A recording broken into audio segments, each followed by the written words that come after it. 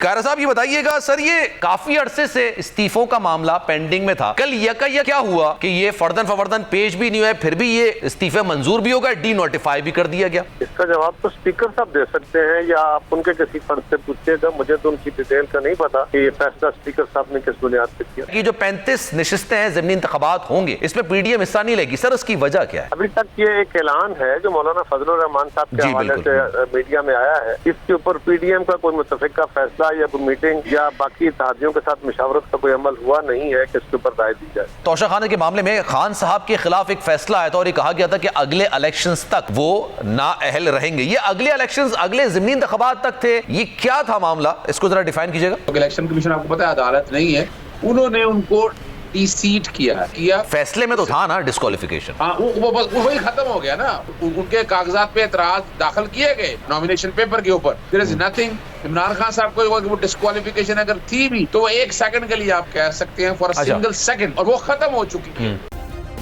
Subscribe करें और bell दबाएं ताकि कोई खबर रह न जाए।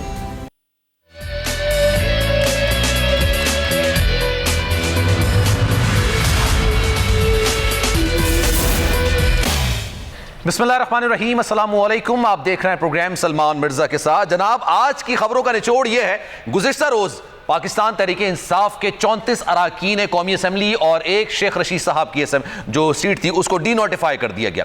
ये वो इस्तीफे थे जो कि काफी अरसे से स्पीकर कौमी असम्बली के पास रखे हुए थे और स्पीकर कौमी असम्बली इस बात पर वज़िद थे कि तमाम अराकीन आएंगे, फर्दन फवर्दन आएंगे, अपना इस्तीफा मंजूर करवाएंगे और उसके बाद ये तमाम इस्तीफे मंजूर हो जाएंगे और उसके बाद उनको डी नोटिफाई कर दिया जाएगा। लेकिन 2 दिन पहले तहरीक इंसाफ ने इस बात का फैसला किया कि वो कौमी असम्बली में वापस जाएगी और वहां पर जाकर अपना किरदार भरपूर तरीके से अपनाएगी। लेकिन जनाब, सूरत हाल ये देखने में आई कि गुज़िश्ता रोज 35 अराकीन को डी नोटिफाई कर दिया गया। साथ साथ पंजाब असम्बली और केपी असम्बली भी तहलील कर दी गई है। तो जो मौजूदा सियासी सूरत हाल है उसमें तलातुम बरकरार है। इसी पर जरा मजीद बात जनाब इस वक्त कमर जमान कायरा साहब ने मुझे ज्वाइन किया है। अजहर सिद्दीक साहब भी हमारे साथ मौजूद हैं। कायरा साहब, अस्सलाम वालेकुम, कैसे हैं सर आप? जी वालेकुम अस्सलाम, खैरियत से हूं जी। कायरा साहब ये बताइएगा सर, ये काफी अरसे से इस्तीफों का मामला पेंडिंग में था। कल यका क्या हुआ कि ये फर्दन फवर्दन पेश भी नहीं हुआ, फिर भी ये इस्तीफे मंजूर भी होगा, डी नोटिफाई भी कर दिया गया।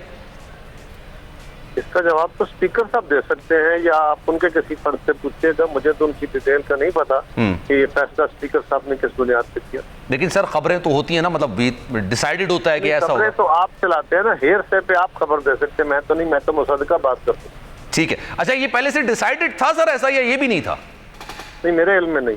ठीक है, अच्छा सर कायरा साहब ये बताइएगा, पीडीएम ने, खैर आप तो पीडीएम के इत्तेहादी हैं, पीडीएम में आप है नहीं, लेकिन इस बात का फैसला किया है कि जो 35 नशिस्तें हैं ज़िमनी इंतखाबात होंगे, इसमें पीडीएम हिस्सा नहीं लेगी। सर उसकी वजह क्या है? अभी तक ये एक ऐलान है जो मौलाना फजलुर रहमान साहब के हवाले से मीडिया में आया है।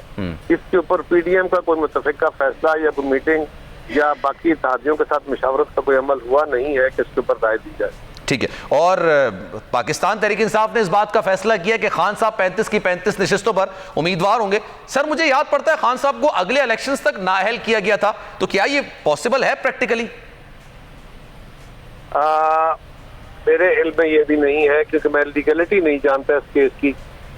जो आप फरमा रहे हैं कि वो अगला इलेक्शन लड़ सकते हैं, अगले इलेक्शन तक नाअहल है, मतलब बीच में जो ज़िमनी इंतखाबात, ये बात आपकी लॉजिकली दुरुस्त है कि उनको अगर अगले इलेक्शन तक के लिए, तो अगला इलेक्शन नहीं, ये जो असेंबली मौजूदा है इसका जो टेन्योर खत्म होने तक, ठीक है, और वो टेन्योर अगर टाइम पे खत्म हो या कबल वक्त खत्म हो तो खत्म होने तक उनको डिस्क्वालिफिकेशन है। ठीक है सर, से तो ये बात लॉजिकली दुरुस्त लगती है।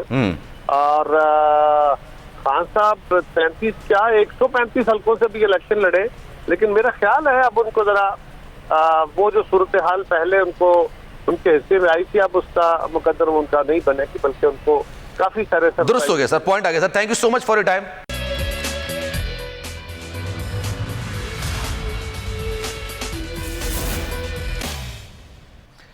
वेलकम बैक जनाब, प्रोग्राम एक बार फिर से आपको खुशामदीद कहते हैं। अजहर सिद्दीक साहब हमारे साथ मौजूद हैं, माहिर कानून से ज़रा मजीद बात करेंगे। अजहर साहब ये बताइएगा, जहाँ तक मुझे याद पड़ता है तोशाखाना के मामले में खान साहब के खिलाफ एक फैसला आया था और ये कहा गया था कि अगले इलेक्शंस तक वो नाअहल रहेंगे। ये अगले इलेक्शंस अगले ज़िमनी इंतखाबात तक थे, अगले जनरल इलेक्शंस तक थे, ये क्या था मामला, इसको ज़रा डिफाइन कीजिएगा।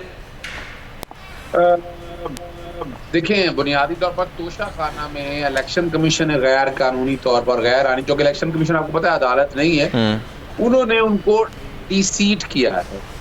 डिस्क्वालिफिकेशन तो इख्तियार नहीं है, चलें अगर डिस्क्वालीफाई भी किया तो डिस्क्वालीफाई लेकिन किया, फैसले में तो था ना डिस्क्वालिफिकेशन। हाँ वो बस वही खत्म हो गया ना, बस उसी लम्हे।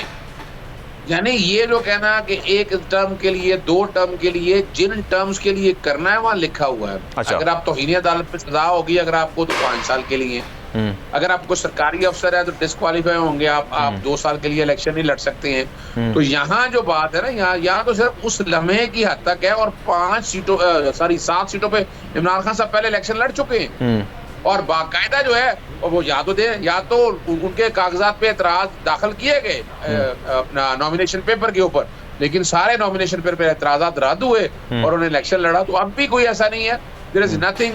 इमरान खान साहब को वो डिस्क्वालिफिकेशन अगर थी भी तो वो 1 सेकंड के लिए आप कह सकते हैं, फॉर अ सिंगल सेकंड, और वो खत्म हो चुकी है। यानी लीगली कोई कदगन नहीं है। खान साहब अगर 35 की 35 नशिस्तों पर जो ज़मीनी इंतखाबात होंगे उस पर अगर उम्मीदवार हो तो कोई कदगन नहीं है कानूनी तौर पर। बिल्कुल नहीं है। लाहौर हाई कोर्ट के सामने जब मैंने जाबर अब्बास वोटर की तरफ से इलेक्शन कमीशन का ये फैसला जो है ये चैलेंज किया, तो चीफ जस्टिस बल्कि लार्जर बेंच 3 मेंबर बेंच के बड़े वाज़ेह तौर पर रिमार्क्स थे कि ये जो नाअहली जो है ना, जो सो कॉल्ड ये नाअहली है, ये तो सिर्फ 1 सेकंड के लिए थी, उसके बाद खत्म हो चुकी है और इलेक्शन वो लड़ चुके हैं। अब जो ये जो कहा जा रहा है ना कि बैठ के इलेक्शन नहीं लड़ सकते, बिल्कुल वो इलेक्शन लड़ सकते हैं। अभी तो इब्तिदा हुई है। जो असल जो बात है जिससे वो परेशान है सारे पीडीएम वाले, क्योंकि ये वाला जो अब जाने ना जाने से इनसे गलती हो गई है। अब 2 नुकसान इनको हो गए। एक तो इन्होंने नैब का लॉ चैलेंज किया हुआ था, सुप्रीम कोर्ट ने कहा कि ये मामला वापस पार्लियामेंट में जाए, तो वो पार्लियामेंट में जाने की क्या बात है, 35 बंदे आपने और निकाल दिए। अब तो उनके और साथ उन्होंने कहा कि अगर बयान हल्फी दे दें ना तो फिर ये वापस हो सकता है मामला। ऐसा है कि बयान हल्फी दें तो ये वापस हो जाएंगे, डी नोटिफाई किया गया इनको। मैं फिर अर्ज करता चलूं, ये बयान हल्फी का इशू ही नहीं है। लेकिन ये कौन सा सादक और अमीन वाला नहीं, वो तो सियासी इशू तो है। मैं तो कानूनी मामलात पर आपसे कह रहा हूं ना कि अगर वो कह दें कि भाई ये इस्तीफे हमने नहीं दिए थे तो ये डी नोटिफिकेशन खत्म हो जाएगा।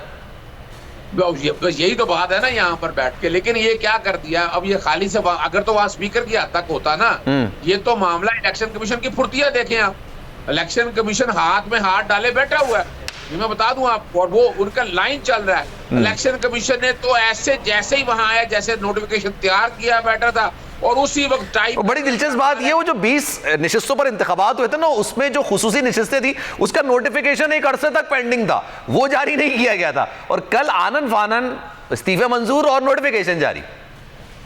अच्छा, मैं इससे अगली बात भी बता दूंगा आपको। इलेक्शन कमीशन देखिए, इलेक्शन कमीशन की जो साख है उसमें इतने निशान पड़ चुके हैं। मैं अब चूंकि ये बात के साथ साथ एक बात मैं जोड़ दूं, जितने केयर टेकर सेटअप है। ठीक है सर, मैं माजरत चाहूंगा क्योंकि जाहिर सी बात है टाइम हमारे पास कम है। मैं माजरत चाहूंगा, हमारे साथ मौजूद थे। अगर आपको ये वीडियो पसंद आई है तो सब्सक्राइब करें और बेल आइकन पर क्लिक करें। 2022 बहुत सारे तोहफे भी देखे गया पाकिस्तान की आवाम को। पाकिस्तान की आवाम को एक तोहफा ये दिया कि आवाम को पता चल गया कि पाकिस्तान का मीडिया क्या है। साल 2022 में सबसे ज्यादा देखे जाने वाला चैनल बोल न्यूज रहा नंबर 1। हमने बहुत सारे शोज और ट्रांसमिशंस की, पूरा साल मुसलसल जदोजहद में निकल गया कि ये वोट ऑफ कॉन्फिडेंस के पीछे कौन लोग थे। तोड़े रेटिंग के सभी रिकॉर्ड। सोशल मीडिया पर भी सबसे ज्यादा तेजी से 2.4 बिलियन व्यूज का संगे मील अबूर किया। एंकर्स को भी आवाम में सबसे ज्यादा मकबूलियत मिली और सोशल मीडिया पर भी बोल रहा सब पर भारी। सब्सक्राइब करें और बेल दबाएं ताकि कोई खबर रह न जाए।